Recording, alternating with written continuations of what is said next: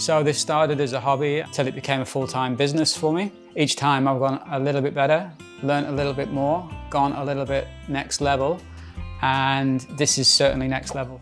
Hi, I'm John Winder. This is my container house. Come and take a look.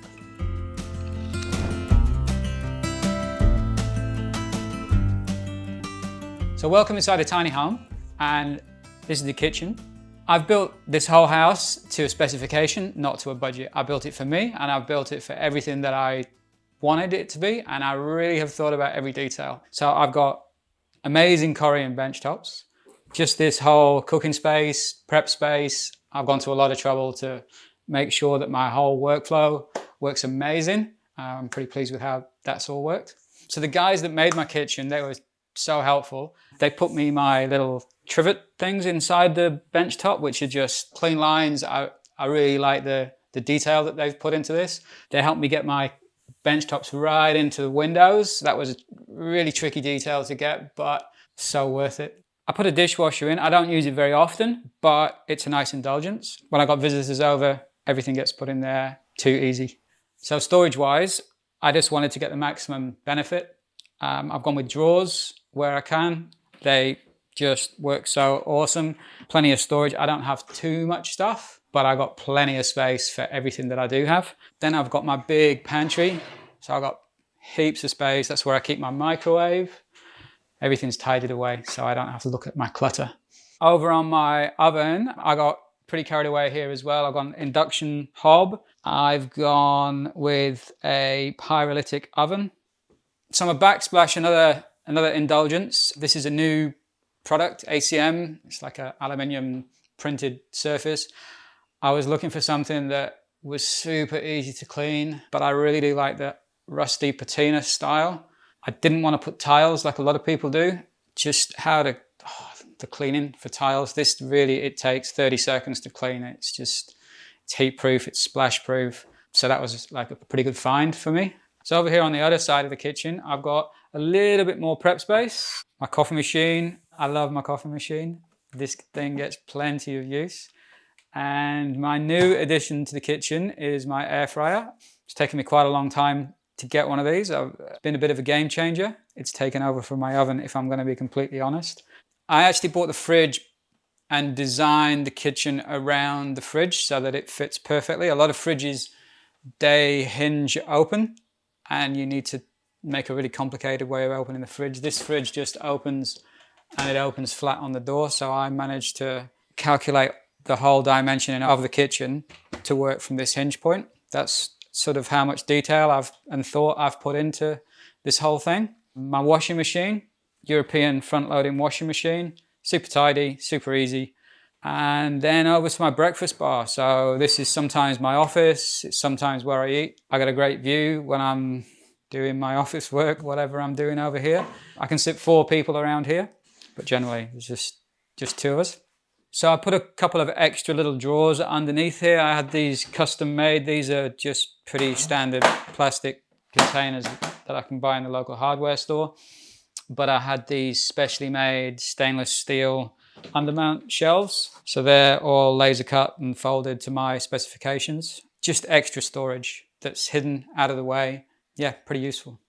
Okay, so now we're in the bathroom. I wanted to make sure that I've got a full-size bathroom with a full-size flushing toilet and a full-size shower. So I've got an extra large shower. I've got a great vanity. I custom made all of this, custom designed it. I wanted a full-size sink, so I didn't need a full-depth vanity. A lot of tiny houses want to use composting toilets or various kinds of toilets. I didn't want to do that. I just wanted to have a normal toilet. So it's regular flushing toilet. We've got a full septic system here that we've joined into another house that's a couple of 100 meters away. It's all pretty high spec. I've got a gas califont hot water on the wall outside here. We're connected to mains electricity. Technically, this is a tiny house, but it's also a house with all of the council regulations, with all of the regular power supplies, regular water supplies. We have a spring that we take our water from, just a couple of 100 meters away. It comes down from the Pisa Range Mountains. We're really lucky for the water that we've got, and that gets pumped through from a solar panel up to a tank and then back to the house. But there's nothing that I need to do.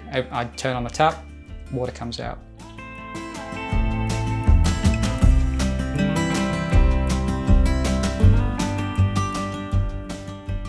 I started building some offices for a few customers, and then somebody else came along and said, hey, you can build a house out of this. And I thought, yeah, I could build a house from this. And halfway through that, somebody bought that off me. So then I built a better house, and then somebody bought that off me, and then somebody made an order, and then I made another one. And 7 years later, I'm living in the best one that I've built so far. I've just gone, each time I've gone a little bit better, learned a little bit more, gone a little bit next level. And this is certainly next level. It's a 40-foot shipping container with some extensions on it. So a regular 40-foot shipping container would be 28 square meters, and this is 35 square meters altogether with the extra pushouts. So the cost for the build, including all the whiteware and the furnishings inside it, 245,000 New Zealand dollars.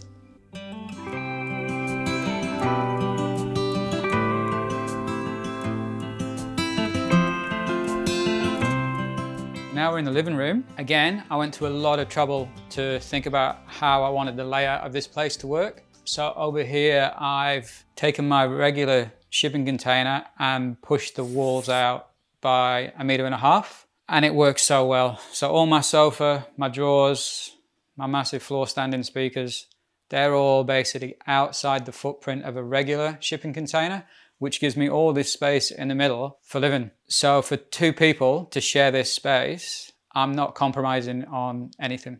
I also wanted to have as much light at head height in this space, so that's why I've got so much glass here. Just a picture framed window with no openers on my big window. I got such a great view out there. I'm blessed with vineyards all around me and nature. Sometimes there's some horses out here, like it's pretty nice. I really like raw steel and the patina, so this is my office, it's my dining table, it's very heavy, it doesn't get moved very often. Cat door. So I went to a lot of trouble to get this all calculated, that it fits inside the ribs. It's actually quite tricky to get it all welded, waterproofed, sealed, but this guy loves it, and his brother. They make a lot of use out of that, and it's far enough away from the bedroom that I don't have to listen to it in the night time.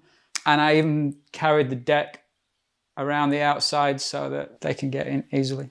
So I decided not to put a wood burner in. I went with a heat pump. I can put it on a timer. I can control it from my phone.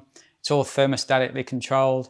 So all through winter, I've got it coming on in the morning at such and such a time, turning off at such and such a time. It's turning on before I get home.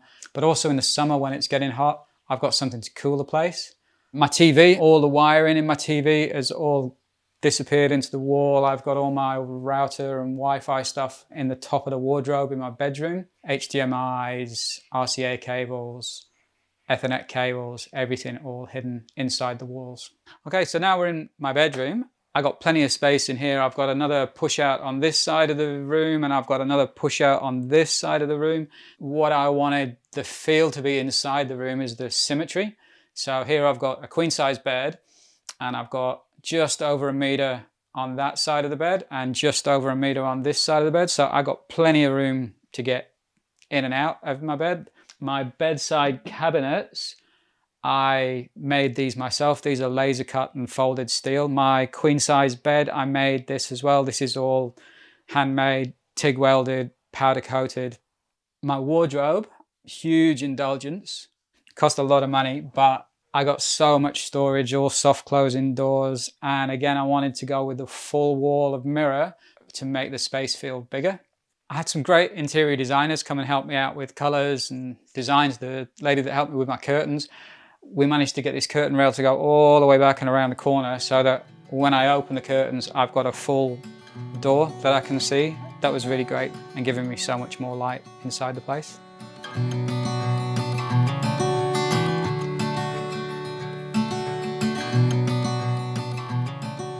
This is a forever home for me. It's big enough for 2 people. If there was a family, obviously it's not a 4-bedroom house. But for me and for somebody else, it's perfect. It's got everything that I need. I've put so much thought into just the whole workflow and the whole space of how this space works. I have no reason to need a bigger home. It's energy efficient, it's super compact. I don't have lots of clutter anymore because I don't have the space for it, unless it goes in the shed. So yeah, it's pretty much my perfect home.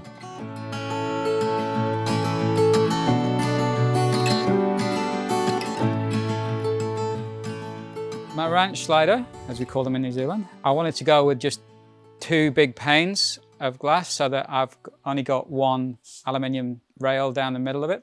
I've also got it lined up with the posts on the other side of my deck so that when I'm sat on my sofa, the line of my window lines up with the line of my post for my veranda so that my view is completely undisturbed. This is the level of thought that I've put into designing this whole place, including my outdoor seating space and my veranda.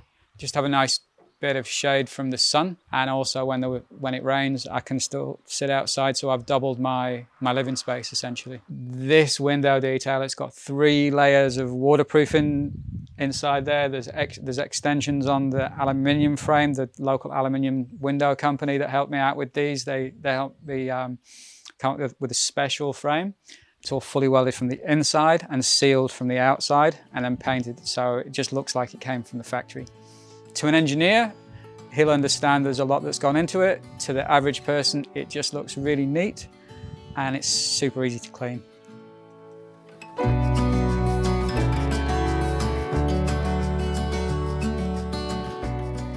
So this started as a hobby and just a part-time job, building offices, various other buildings, till it became a full-time business for me. I've now reached the stage where I want to go to the next level with this. This is definitely a solution for this massive housing crisis that the whole world is going through right now.